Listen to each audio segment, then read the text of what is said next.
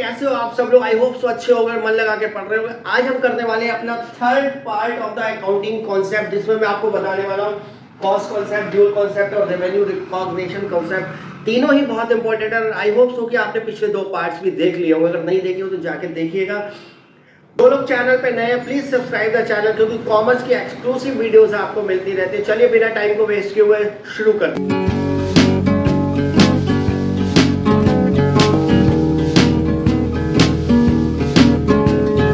हमारी पहली कॉन्सेप्ट है that is called cost concept, या इसको हम हिस्टोरिकल कॉस्ट कॉन्सेप्ट भी बोलते हैं। दोनों नाम याद रखिएगा, कॉस्ट कॉन्सेप्ट और हिस्टोरिकल। क्या है ये?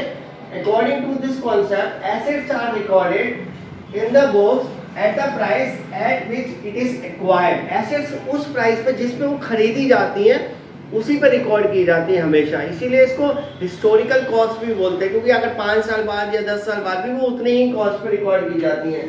Since the acquisition cost is related to the past, it is also called historical cost। और इसको इसीलिए हम historical cost भी बोलते हैं, क्योंकि ये past से related है। क्योंकि जो हम जितने की हमने खरीदी है 5 साल बाद तो वो past हो गया ना हमारा, तो इसको हम historical cost भी इसीलिए बोलते हैं क्योंकि past की cost पे रिकॉर्ड की जाती है। एग्जाम्पल, अगर एक मशीनरी हमने परचेज करी 10 लाख रुपीज की and it will be shown at 10 lakh rupees की, वहां पे दिखाई जाएगी रिड्यूस कॉस्ट। अगर उसकी कॉस्ट कुछ ना कुछ तो रिड्यूस होगी, जब वो जैसे जैसे यूज होगी तो उसको हम डेप्रिसिएशन करके दिखाएंगे सेपरेटली। जैसे एसेट्स की value 10 lakh minus depreciation 1 lakh रुपए। तो ये आप ध्यान रखना कि ओरिजिनल कॉस्ट तो वहां पर दिखाई जाएगी। ये जो ओरिजिनल कॉस्ट है हमारी, ये तो वहां पे दिखानी, बाकी ये डैप आ गया हमारा। तो 9 लाख रुपए हमने उसकी प्रेजेंट कॉस्ट भी दिखा दी, लेकिन ओरिजिनल कॉस्ट को हमने बैलेंस शीट में शो जरूर किया।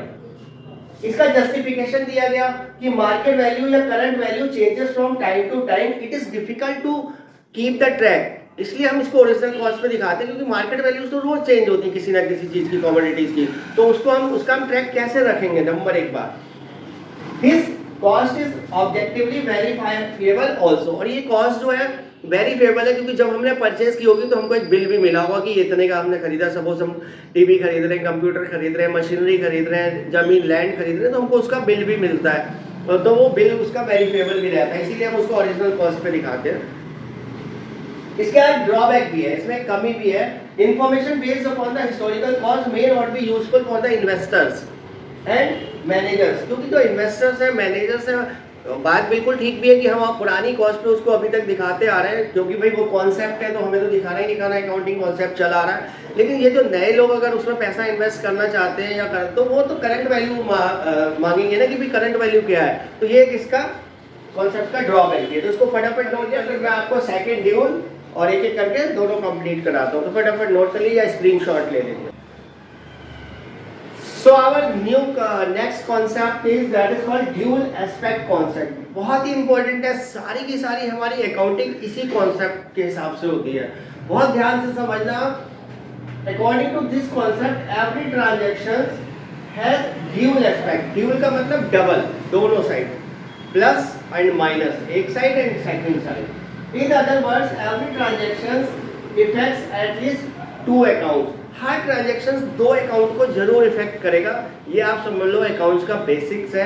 ड्यूल एस्पेक्ट्स पे सारी अकाउंटिंग होती है। If one account is debited another is credited, this accounting system is called double entry. इसको हम क्या बोलते हैं? डबल एंट्री सिस्टम बोलते हैं। ये पूरा का पूरा जो सिस्टम है, जब भी आपसे पूछा जाए डबल एंट्री सिस्टम क्या है, तो आपको यही कहना कि अगर एक अकाउंट डेबिट किया जाएगा तो अनदर वन क्रेडिट किया जाएगा, तो that is called the double entry system. Only because of this, two sides of the balance sheets are always equal। Only because of this, दोनों साइड बैलेंस शीट की जो हमारी एक होती है, एक साइड होती है एसेट्स, दूसरी साइड होती है लायबिलिटीज प्लस कैपिटल। ये दोनों हमेशा बराबर होते हैं, इक्वल होते हैं, इसी की वजह से, डबल एंट्री सिस्टम की वजह से। कैसे हम और डिटेल में समझते हैं। If a transaction is recorded, it has to be recorded in 2 accounts। कोई भी ट्रांजेक्शन होगा 2 अकाउंट्स में रिकॉर्ड किया जाएगा टू बैलेंस द इक्वेशन। ये जो हमारी इक्वेशन है, इसको बैलेंस करने के लिए हर ट्रांजैक्शन 2 अकाउंट्स में रिकॉर्ड किया जाएगा। और देखो एक एग्जांपल से समझाता हूं, आपको बहुत अच्छा समझ में आएगा। फॉर एग्जांपल मिस्टर एक्स है, उन्होंने अपना बिजनेस स्टार्ट किया है 20 लाख रुपए से। 20 लाख रुपए उन्होंने लगाए बिजनेस में, that is called capital. I think अब तक आपको ये पता होगा क्योंकि आप टर्म्स कर चुके हो। And taken loan of 5 lakh. 5 lakh rupees का उन्होंने लोन लिया। तो टोटल उनके पास कितना रुपया हो गया, 25 लाख रुपया हो गया। लोन 5 लाख, कैपिटल यानी कि उनकी एक साइड इक्वल हो गई, दैट इज 25 लाख रुपए। अब उस पैसे से उन्होंने कुछ ना कुछ तो खरीदा होगा ना कुछ एसेट्स खरीदी होगी। सपोज उन्होंने प्लांट खरीदा 10 लाख रुपए का, मशीनरी खरीदी 5 लाख रुपए की, गुड्स खरीदा 5 लाख का, 5 लाख अभी भी उनके पास में है, तो ये साइड भी हमारी इक्वल हो गई 25 लाख रुपए।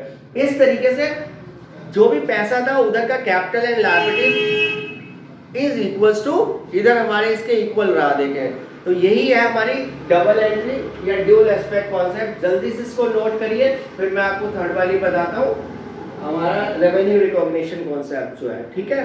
तो चलिए फटाफट नोट कर लीजिए, स्क्रीनशॉट लें। बच्चों बढ़ते हैं अपने लास्ट कॉन्सेप्ट की तरफ, that is called revenue recognition या रेवेन्यू रियलाइजेशन कॉन्सेप्ट भी बोलते हैं इसको। बहुत ध्यान से समझिएगा, ज्यादा टाइम नहीं लगेगा, बहुत इजी है। Revenue is the amount which is added up to the capital.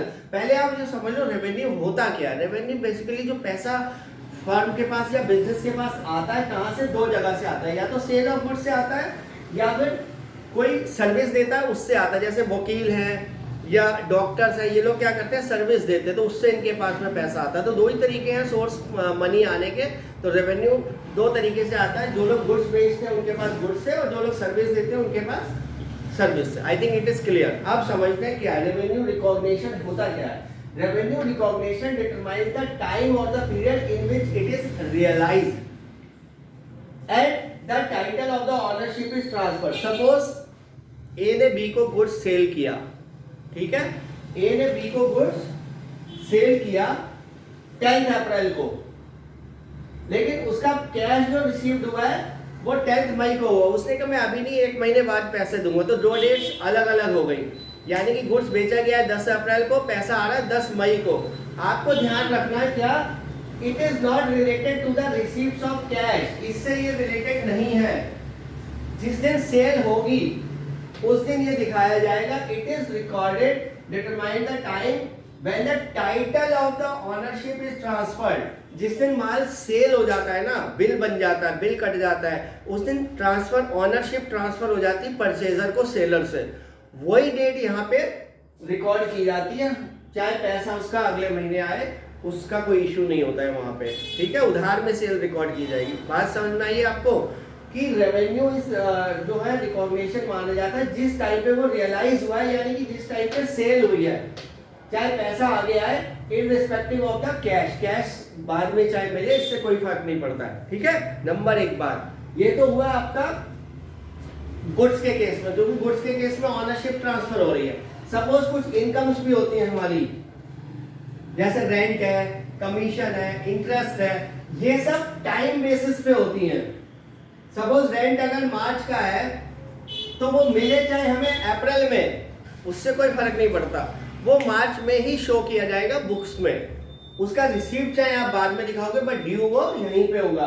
And interest जो है वो अप्रैल का है, तो वो अप्रैल में ही दिखाया जाएगा। रियलाइज वो अप्रैल में हो रहा है, ना कि मई में। मई में तो वो रिसीव हो रहा है, बट रियलाइज कब हो रहा है, इसीलिए इसको हम रेवेन्यू रिकॉग्निशन, यानी कि वो बनता कब है, वो ड्यू कब होता है, रियलाइजेशन मतलब वो रियलाइज जब होता है तभी दिखाया जाता। तो ये बहुत बेसिक डिफरेंस है। कैश से हमें नहीं मतलब है कि कब मिला या कब नहीं मिला। मेरी जिस दिन सेल हो गई उस दिन वो रिकॉर्ड होगी। मेरा जिस महीने का रेंट ड्यू हुआ उस महीने वो रिकॉर्ड होगा, चाहे कैश आगे जाके मिले उसका। तो बहुत इंपॉर्टेंट है, आगे तक काम आएगी, बहुत ध्यान से करिएगा। तीनों कॉन्सेप्ट्स हो गई हैं। जो लोग चैनल पे नए हैं please subscribe the channel for more videos, ठीक है। और अच्छी लगी तो लाइक जरूर कर देना, और किसी तरीके का कोई डाउट है तो कमेंट्स में जरूर बता देना। तो अगर एक स्क्रीनशॉट लेना है तो ले लीजिए, नहीं तो मिलते हैं हम लोग नेक्स्ट वीडियो में।